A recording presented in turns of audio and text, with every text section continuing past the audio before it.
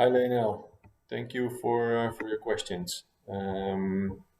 You've sent them to me based up or as an answer on my post on LinkedIn that I was able to or I was willing to help people in the football market, which kind of whatever they needed.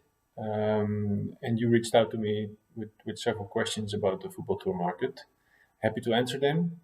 For me, a nice reason to make a first video, which I never did. So let's see how it goes, and happy to answer your questions. How do I get in line, or how do I get start the company Football Tours? What motivated me? Is your first question? Then I will try to talk through the questions, all of them. I started the company after I worked at an agency for 9 years. Um, the agency was called Players United, and together with Ajax, we organized football camps. So I became somewhat of a football camp specialist throughout the years. We received around 4,000 players a year at Ajax, so we knew that market pretty well. But we noticed throughout the years there were a lot of international players coming to the Netherlands, specifically at Ajax. So there was a market there because of the intensity of the Ajax Youth Academy. It was logical that we could not always host the groups. There was not always availability, and through time, I said, okay, we have to focus more on the academy and cannot host the groups anymore. When that happened, I decided to leave the agency and start my own company.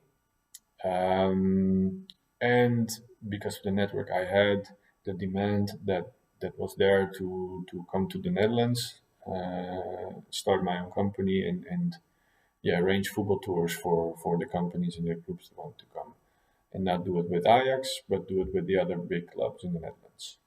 So I did. I started working with AZ and the KNVB at first, and later on, I also started working with Feyenoord, Vitesse, and PSV. So with them, I now organize the football tours. And how you could get involved, because that's also a question, maybe locally in your area, South America, or even here. It is hard to say now. Are there job openings or opportunities? That's literally what you ask. At the moment, everything is completely upside down. For example, I had roughly 12 to 14 groups coming in this time. Everything is, of course, cancelled. Nobody travels. So it's hard to say if there are, once the market opens up again, so once people are willing to travel again, of course, there will be new opportunities. But at this moment, it's waiting and see. What you can do is see in your own backyard or in your own local area what is the demand that people want. Do they want to travel locally, or how can you help them go to the pro clubs, or how can you help them experience the pro clubs? And once the market opens up again, extend the distance, maybe go to Central America or maybe North America, which is maybe easier to travel than across the ocean. So just look at chances. My football experience is that I was an okay player. I was not the greatest player. But I started coaching when I was 16. That was young, and I coached throughout till a couple of years ago. That's my main football experience. So I was a coach on the side. I was also a human movement scientist. So I studied human movement science and did a internship at Ajax with that, and with the Dutch national team U23s I did research for. So that was basically it. When I came into more of a commercial role at the agency, so both methodology, coaching, and commercial is in my, let's say, my resume, which comes in very handy in this situation. I understand football and I understand the commercial part of football, so it helps. What jobs would sport management graduates start out doing in the Netherlands? It's a question. It's a good question. To be fair, there are a lot of sports management students, um, and the best thing what I've seen and yeah, what I've seen in people being successful is get a good internship during your studies. So fight your way into a nice company as an intern. I did not say find, I said fight because there's a lot of competition here. So you have to be the best or one of the best interns, or yeah, to to get a spot. But once you're there, make sure you work the hardest and make sure that remember you. People remember you because specifically in sports, people like to work with people they trust and they already know. It's pretty much the same everywhere, but in sports management, it's exactly the same. And because it's an emotional environment, people tend to work with people they trust. Are there job opportunities for graduate people like me who want to start off their careers, such as internship available or sport management graduates? There are always spots open. A former intern of me called me a couple of days ago, and yes, he was also looking for an opportunity. They are there specifically now because the companies are in a very strange situation, and if you want to help, there is room for you. If you want to help and you want a full-time job, you want a high salary, okay, then it's going to be more difficult. But if you are there and you're looking for opportunities and to help and to prove yourself, they are always there. So look for that and don't don't go for a dream job straight away. Just start at the bottom, work your ass up, and yeah, work your ass off and work your way up. It's the best way you can do it. What coaching courses and license would one have to do to start their journey in the Netherlands? Yeah, it's a different question and it's more related to football. So when I started coaching, I had nothing. And I just started with the bottom license, which was a used coaching license. Um, I did it when I was 16, I think. And yeah, there are several courses. When I was 25, I think, pretty late actually, I did UEFA C, and then within a couple of years, I did UEFA B. I think I was around 30 when I got UEFA B. And that's when you can start coaching senior teams. Well, you can do it with UEFA C as well. But I started coaching a first senior team then. And yeah, you can work your way up to UEFA Pro if you want. But this is the way I did it.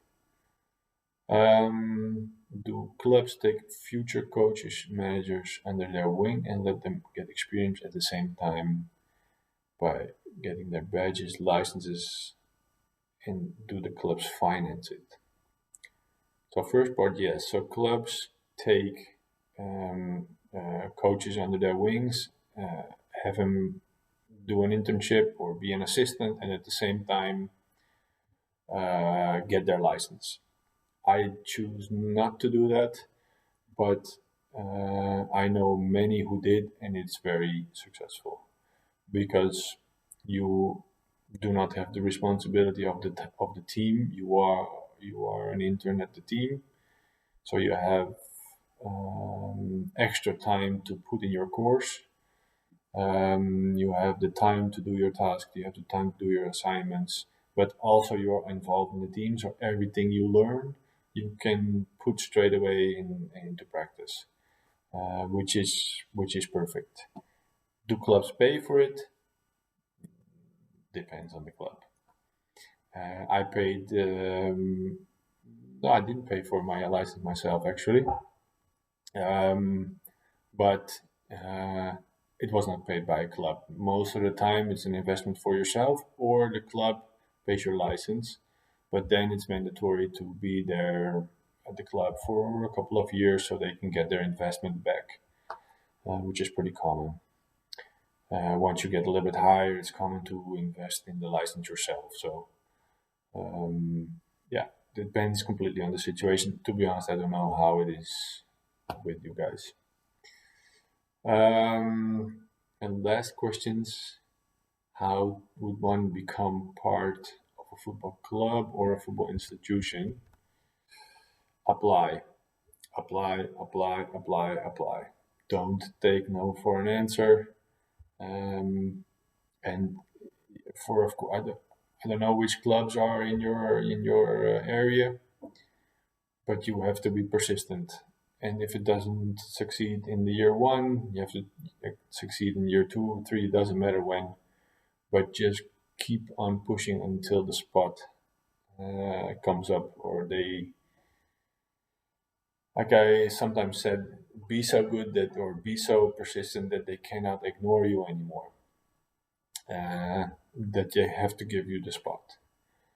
For example, me, how I became a head coach was, first I just voluntarily was an assistant at the first team. I just called the coach who I know. I said I want to learn with you, and I come once twice a week, and nobody has to pay me anything. I'm there for myself. I want to learn. I did it for 3/4 of a year. After the 3/4 of a year, they hired me as an assistant coach. I did that for 2 years, and after 2 years, I became head coach of the club. So I was 32 at the moment, so relatively young. No, sorry, 30, yeah, 32. But there was 3 years of investment before it, which was mainly my own time. So yeah, that's how it works. Just invest and don't take no for an answer. Make a pathway for yourself and stick with it. Go for it. It doesn't matter how long it will take, as long as you get there. To be honest, I don't know how old you are. I don't know which team you coach, but you know where you want to go. And if you know where you want to go, write it down and make sure that people know where you want to go, and you will succeed. Okay, Leonel, thank you for your questions. It was a great opportunity for me to make a first video. I think it was pretty okay. I did not stumble too much. So I hope the answers are interesting for you. And if anything, give me a call or send me an email, and I'm happy to help you. Okay, bye bye.